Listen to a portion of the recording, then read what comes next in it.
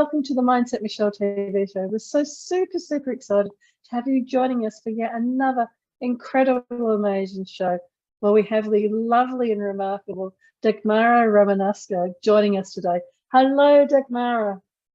Hello, Michele. Thank you so very kindly for the invitation to your show. I really appreciate that. Thank you. It's so wonderful having you on the show and continuing that diversity of people and backgrounds that we so love here. And for those of you that aren't aware of Dagmara, she has this wonderful and so interesting background. She's a qualified accountant and she's an anthropologist of culture, but she's today now the founder of Future You Consulting. So Dagmara, people watching will be so fascinated. How does somebody with an accounting and anthropology, how did you come to this point now? Tell us a little bit more about your background. This is a little bit a long story, so I try to keep it brief. I'm a Polish citizen and I came to Australia in early 2003 to learn English. And I've just finished my master's degree in anthropology of culture. I came to Australia and my purpose was to learn English and go home, stay a year, go home. But of course, life has surprises for us. And then there was an idea, oh, maybe, you will stay here, do permanent residency. And to do it, you need to study something, right? You need to be on the professional list. So at that time, I had the choice to be accountant, plumber, or a nurse. And I said, I don't want to be a plumber, with all respect to all the plumbers. I don't want to be a nurse either. And I say, okay, I will do accounting then, because I was always very good in maths. So I've done accounting and I started working finance for many years. But the passion for people and for culture never went away. And I was always interested in company management, in people development. I was always the type who likes to streamline processes and make improvements. So after working for, I think, well over 10 years in finance, I moved to company and people management. So then I could really combine my finance and accounting knowledge with knowledge of people and of culture. And this show is all about mindset. And as you know, it's all about the mindset. And we carry a lot of that, of our beliefs and of our attitudes and values through our culture, through our upbringing, through our language. So it's very easy actually and useful for me to use what I've learned during my accounting degree, but also during my ethnology and anthropology degree, because it's very easy for me to get into people's behavior and deconstruct what are actually behind the values or beliefs or the way they carry themselves and what holds them back. So this was very useful for me. Anthropology of culture is a little bit like psychology of culture, and it's very useful in Australia because we have so many people from so many nationalities. There's such a diversity that this is something which actually turns out really good for me. How wonderful. And thank you, Dagmara. That's a really, it's a migrant story. It's very typical of migrants, oh, I need to go and study, so I'll become an accountant. Oh, I need to go and study, so I'll go and do a culture of anthropology studies. It's really fascinating, that wonderful mixture of skills. But I can hear that common thread, that it was leading you further and further towards what you're doing now around working with people and understanding people and the psychology of people's values and beliefs, which is what you're doing through Future You.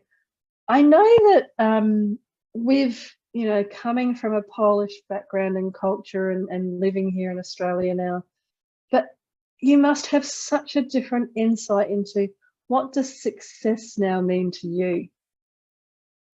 Well, success for me is this feeling you have inside of fulfillment and peaceful and just happiness.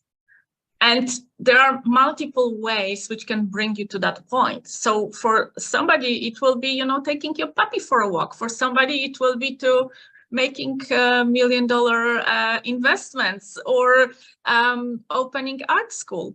But for me, success is to have this fulfillment and feel that you are aligned with your values and with your beliefs. And I keep hearing those two wonderful words come up with what you're talking about there, which is alignment with values and beliefs. And that love, that in such a wonderful way, lovely way, leads into the tips and suggestions that I know you will have such valuable insights into for how people can create that positive mindset and that successful mindset. Given that you've moved countries, you've studied a number of different things, and you have such an interesting understanding about values and beliefs, what do you think are some tips and suggestions that you can share with people about how they can create a positive and successful mindset? I think for positive and successful mindset, the main thing is being modest and being flexible, because we all have our shortcomings. We all are unaware 100% of how world perceives us as a people and what impact as a people we have on others. So I'm personally quite honest person. And especially when you live in a foreign country, this is so obvious observation, because then you can see that your behavior is different than other people's behavior, not because it's wrong, it's just because we have different cultural backgrounds.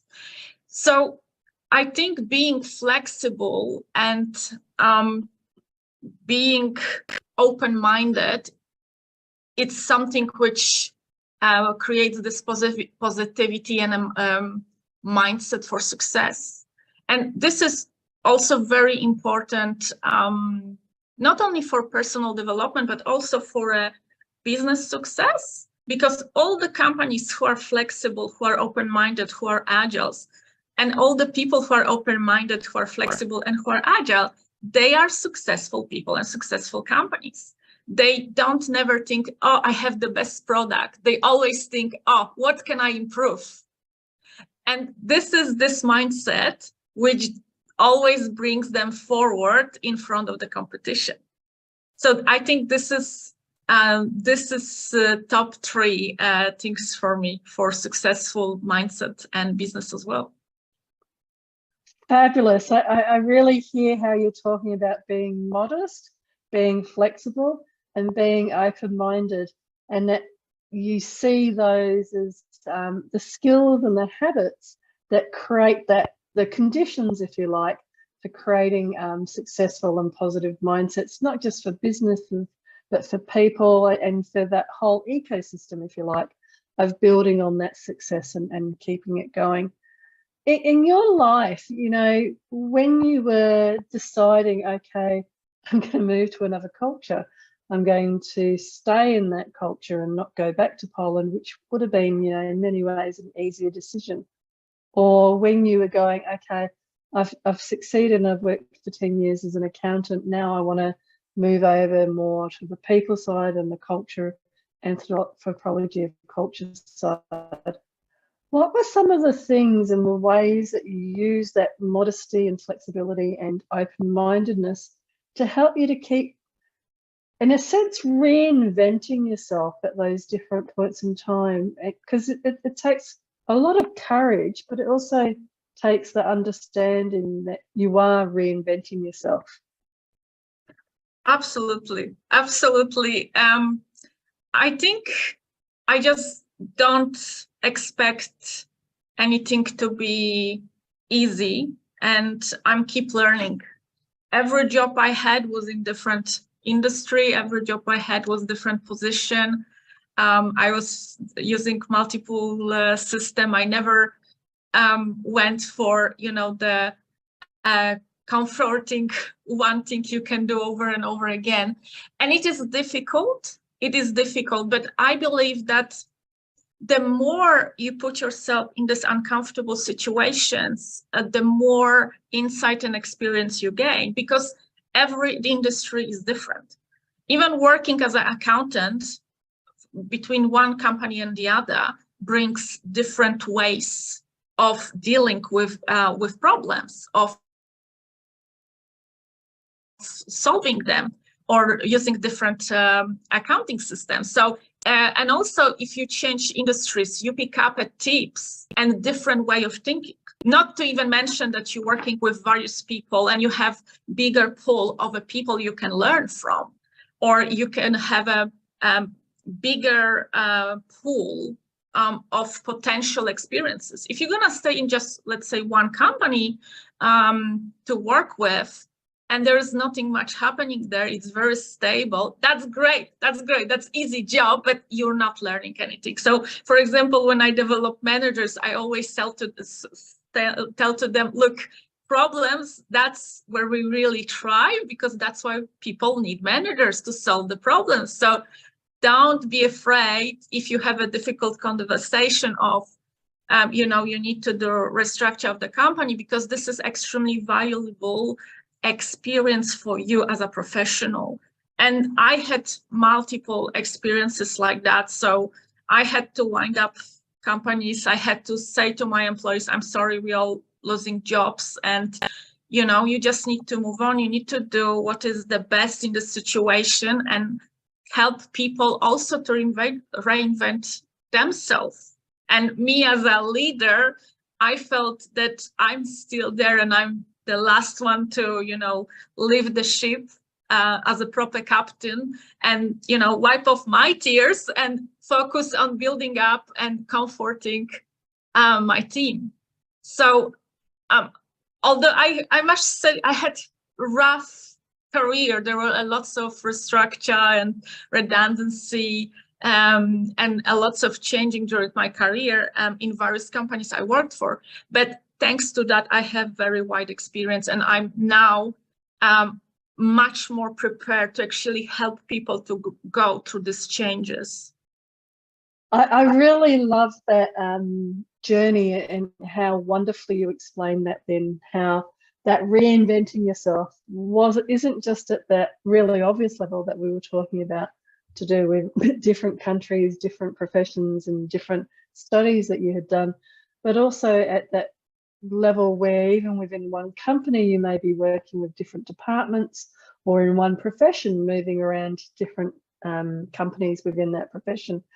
And that wonderful insight that you were sharing around that growing and that learning, and even to the point where when you're the leader giving redundancies, or you're one of the people receiving those redundancies, going through that grieving process of the redundancy, but also then again coming back to that wonderful theme about reinventing yourself and recognizing that each time you may have had one of those challenges in your life, you've also developed the skills and the knowledge about how to manage and move forward with dealing with those different people, different situations and different places. I guess one of the things from people watching, and it is interesting with your Polish background and obviously Eastern European, etc. You have a different angle again from somebody that may look a little bit different coming into a Australian culture. So I'm fascinated and interested again, how did you keep perhaps that reinventing yourself and that flexibility when perhaps when people assumed one thing and then you started to speak and they realized you weren't necessarily from, Perth, Brisbane, Melbourne or wherever? How did you keep that positive mindset when you were helping them to become perhaps a little bit more flexible or a bit more open-minded? Well, this is this is a little bit challenging sometimes, and it goes down to individual, because some people are more open than in the others, and some people are more or less risk averse. So the same news, let's say about redundancy, for what person would be absolute end of the world. But for the other, it will be, okay, I will just do something else. So my goal is always treat everybody as a individual.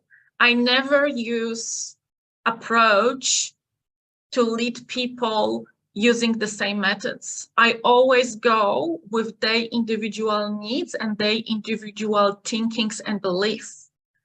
So I can reach them on a, deeper level, and we can communicate properly.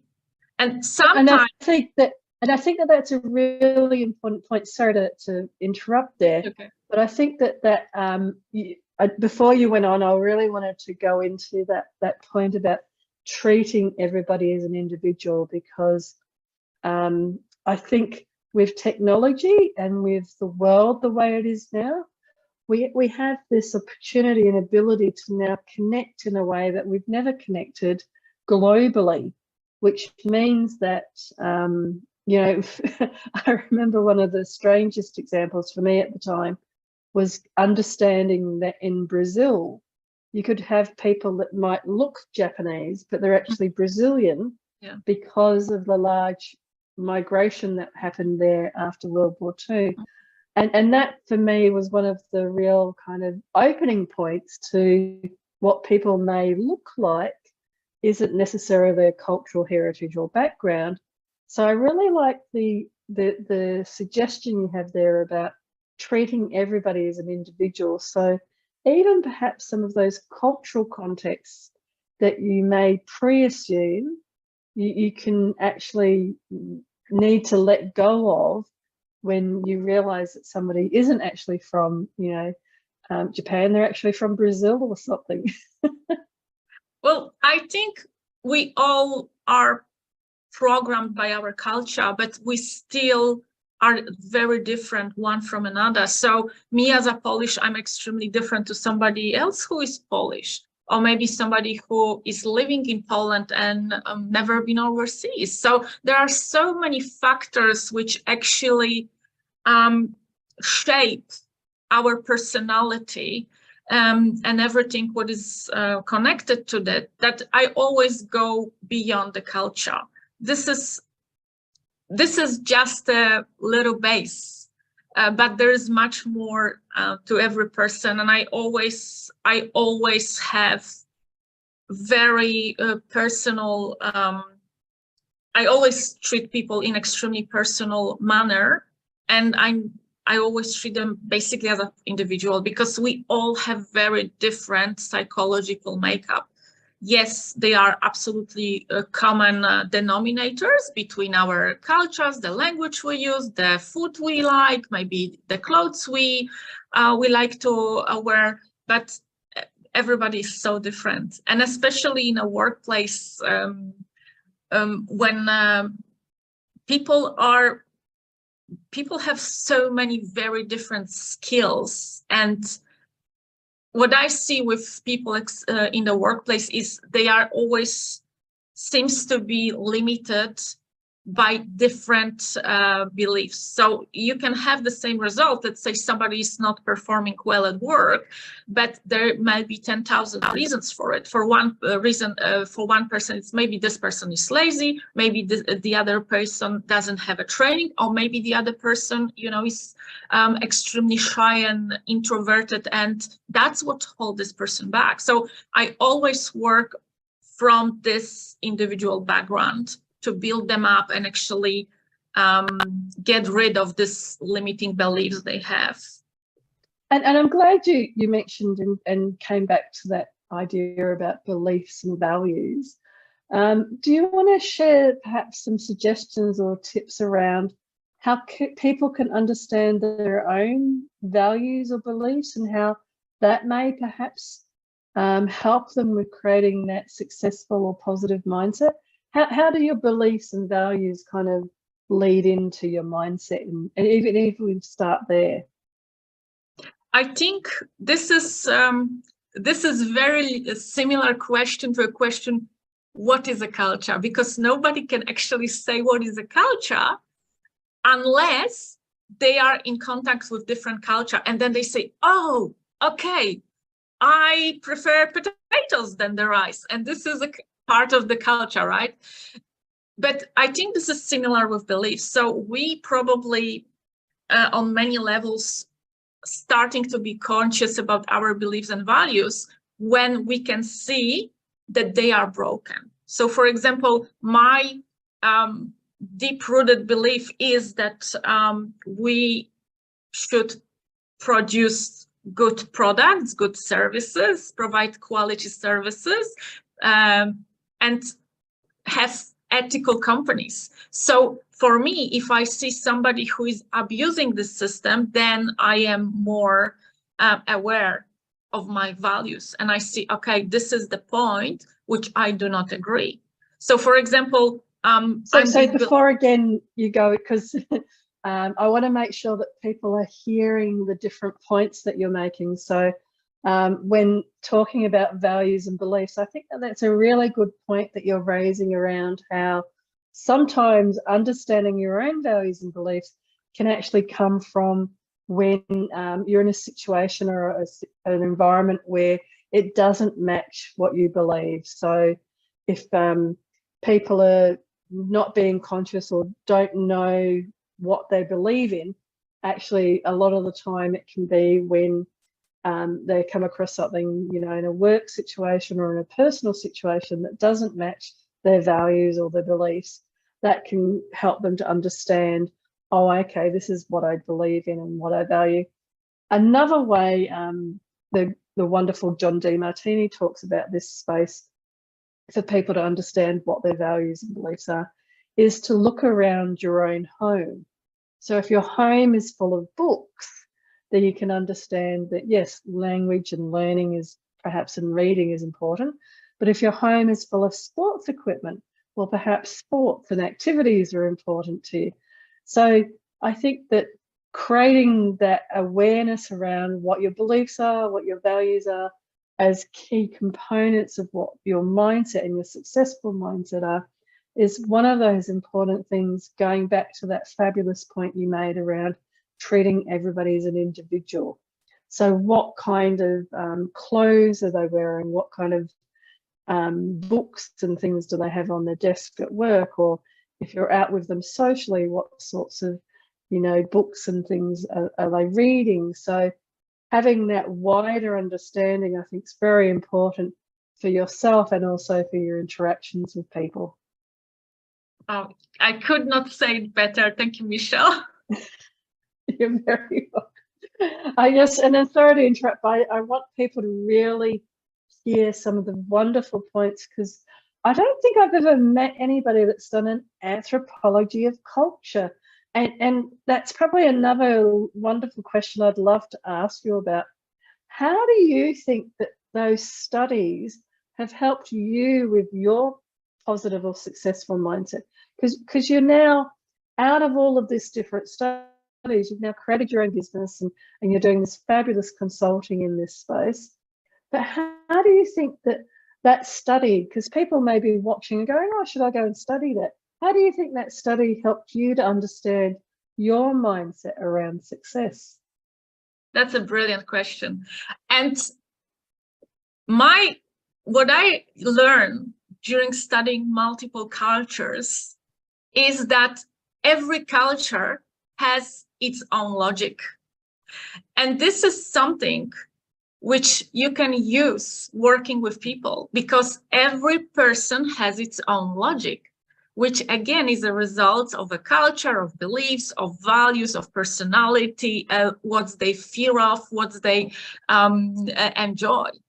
And this is how it helps me, because I've learned during my study of anthropology how to remove myself as a person and how not to project my own values, belief, my culture on other people and situation. That's why it's easy for me when I work, for example, with people, with manager or business owners, company directors, to find their own logic. And then we can connect on a deeper level. And then I can help them to overcome they limiting beliefs and what holds them back. Because there's not only one logic, there's multiple logics. So it's not like I'm wrong, you're right type of situation. It's just we are designed in a different ways and we are functioning in a different ways. I really love that point that you made. Thank you so much around, because it is fascinating. Somebody that's done so much study into culture. I loved how you described how it helped you to actually then remove your values and your beliefs and your biases from conversations that you were having with people. Going back to that point I made about we're now in a global world and we're a global situation and you can talk to anybody anywhere. I think that that's such a key skill to success and key habit to success, of being able to remove those assumptions. Like I was saying, you know, if somebody looks at like they're Japanese, they're from Japan. So everything, you know, kind of starting with that blank mind when you're talking to somebody and like you were saying, treating them all individually. But that deeper level that you took that to, which is so beautiful, about removing your own beliefs and biases and unconscious world that you bring, that is made up from the logic of your culture, your logic of your background and your beliefs and all of those things. I think that that's a really key point for how people can be successful online and in a global sense, is by those fabulous suggestions that you've made. Thank you so kindly. Thank you so very much. And if people were wanting to get hold of you and talk with you some more about these incredible suggestions, what's the best way of getting hold of you? My email address, so please use it. hello@futureyouconsulting.com. Wonderful. And you're also available on LinkedIn, I believe? Actually, I must admit, I don't have LinkedIn. I'm just testing social media for the business. So I'm on Instagram, YouTube, and recently Facebook. So you can find me there as well at Future You Consulting. Fabulous. So I'm thinking perhaps for this audience, it's more likely that they'll find you on Facebook. I think Instagram and places like that are a little bit of a different audience, but that's fine. And Dagmara, given that you had such a successful background, you know, in so many different cultures and so many different fields, I'm interested and fascinated then, if you were to give some advice to your younger self, what might that advice be?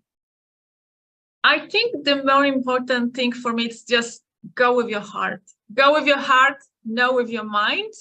So sometimes we are starving for career, but we know that, for example, we want to have a puppy school, you know, and train puppies for, let's say, disabled people to help them, and just go with your heart. Do what makes you happy. So do you think that younger self of you would have ever imagined moving to a foreign country and running a Future You consulting business? Probably no. I was imagining myself someone in Africa, you know, building pipes and schools for people there. But you know, hopefully this will happen. I'm still hopeful this will happen. So you still have this, and I love, sorry, I should have said I love that advice about going with your heart to your younger self.